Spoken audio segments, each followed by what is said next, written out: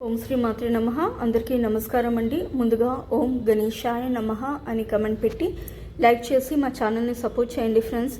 వినాయక చవితి రోజున వినాయకుడి విగ్రహాన్ని ప్రతిష్ఠించే 10 రోజుల పాటు పూజలు చేస్తారు. మరికొందరు ఇంట్లో గణేశుని విగ్రహాన్ని ప్రతిష్ఠించి 1, 3, 5, 7 లేదా 9 రోజుల పాటు పూజిస్తారు. మరికొంతమంది నవరాత్రి ఉత్సవాలను నిర్వహించి 11 రోజున నిమజ్జనం చేస్తారు.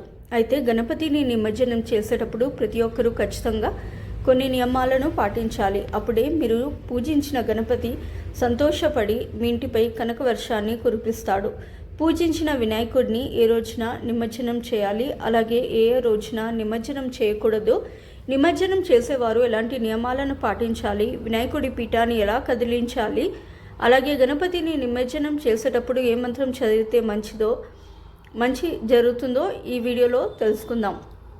ఈ సంవత్సరం వినాయక తిథి ఆగస్టు 27వ తేదీన బుధవారం రోజున ప్రారంభమై సెప్టెంబర్ 6వ తేదీ వరకు ఉంటుంది. ఈ వినాయక చవితి నాడు పొరపాటున కూడా చంద్రుడిని చూడకూడదు అని మన శాస్త్రం చెబుతుంది. గణపతి నిమజ్జనం చేయాలంటే చాలా నిష్టగా ఉండాలి. ఇలా కొన్ని నియమాలను పాటిస్తే గణపతిని నిమజ్జనం చేస్తే ఆ గణపయ్య ఎంతో సంతోషించి కోరిన వరాలన్నీ వెంటనే ప్రసాదిస్తాడు.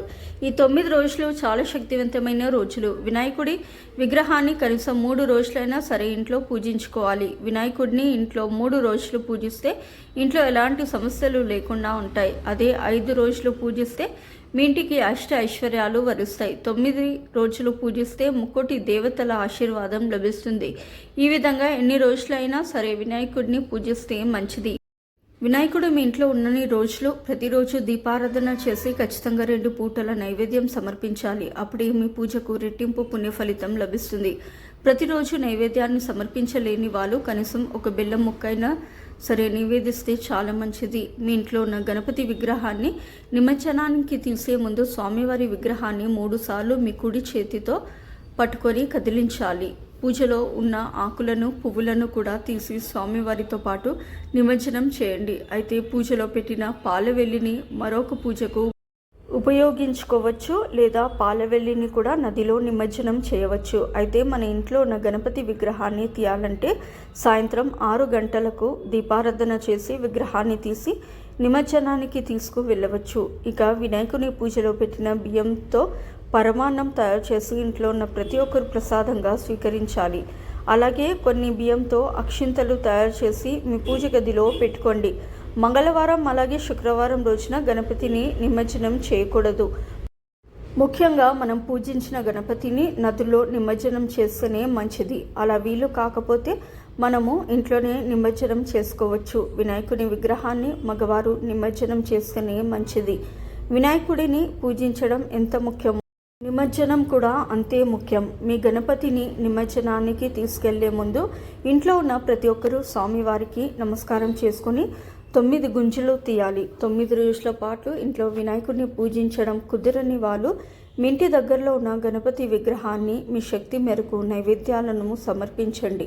అయితే గణపతికి సమర్పించే ఒక్కో నైవేద్యానికి ఒక్కో ప్రతిఫలం ఉంటుంది. వినాయక చవితి నాడు 1వ రోజున ఇంట్లో పూజ చేసేటప్పుడు ఖచ్చితంగా 3 రకాల నైవేద్యాలు ఉండాలి. తప్పనిసరిగా ఉండాల్సిన నైవేద్యాలు ఏమిటంటే కుడుములు, ఉండ్రాలు, పరమాన్నం. ఇక 2వ రోజున ఉదయం దీపారాధన చేసి అటుకులను నైవేద్యంగా సమర్పించాలి. అటుకులు నైవేద్యంగా పెట్టిన వారికి ఆకస్మిక ధనలాభం వరిస్తుంది. 3వ రోజున పేలాలను నివేదిస్తే అప్పుల సమస్యలన్నీ తొలగిపోతాయి. ఇక 4వ రోజున చెరుకు సమర్పిస్తే అనవసరపు ఖర్చులన్నీ తగ్గి డబ్బు పొదుపు చేస్తారు. 5వ రోజున కొబ్బరితో తయారు చేసిన తీపి నైవేద్యాన్ని సమర్పిస్తే మీ ఇంట్లో వాళ్ళకి ఎలాంటి అనారోగ్య సమస్యలు రాకుండా జీవితాంతం ఆరోగ్యాలతో జీవిస్తారు. ఇక 6వ రోజున నువ్వులతో తయారు చేసిన నైవేద్యాన్ని సమర్పిస్తే 7 తరాల ఐశ్వర్యాన్ని ఇంటికి వరిస్తుంది. ఇంట్లో డబ్బు కష్టాలే ఉండవు. 7వ రోజున అరటి పండ్లను సమర్పిస్తే స్త్రీలకు దీర్ఘ సుమంగళి ప్రాప్తి వరిస్తుంది. 8వ రోజున సత్తుపిండిని నివేదిస్తే మీ పిల్లల భవిష్యత్తు బాగుంటుంది. ఇక చివరి రోజున 9వ రోజున నెయ్యితో తయారు చేసిన పాల పదార్థాలను నైవేద్యంగా సమర్పిస్తే లక్ష్మీ కటాక్షం లభిస్తుంది.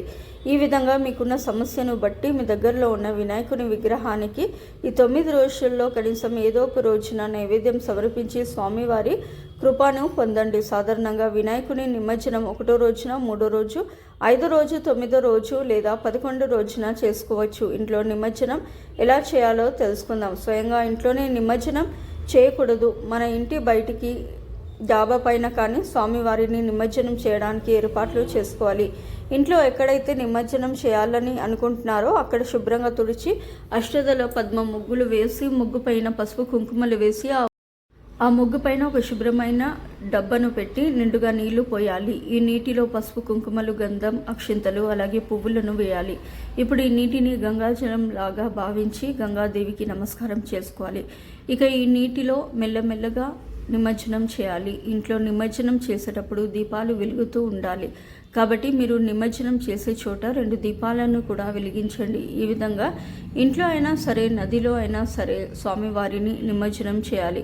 నిమజ్జనం చేసే సమయంలో ఖచ్చితంగా ఒక మంత్రాన్ని చదవాలి. అప్పుడే మీ పూజకి ప్రతిఫలం ఉంటుంది. ఆ మంత్రం ఏమిటంటే శ్రీ గణేష ముద్వాసగామి శోభనార్థం పునరాగం నాయక అన్న మంత్రాన్ని చదువుతూ విగ్రహాన్ని నిమజ్జనం చేయాలి. ఇంట్లో నిమజ్జనం చేసేవాళ్ళు ఈ నీటిని ఏదైనా చెట్టు పోయాలి, మంచిది. తులసి చెట్టుకు మాత్రం పొరపాటున కూడా పోయకూడదు. సో ఇదండి వాళ్ళ వీడియో. ఈ వీడియో కనుక మీకు నచ్చినట్టయితే ప్లీజ్ దయచేసి లైక్ చేయండి, షేర్ చేయండి, సబ్స్క్రైబ్ చేసుకోండి.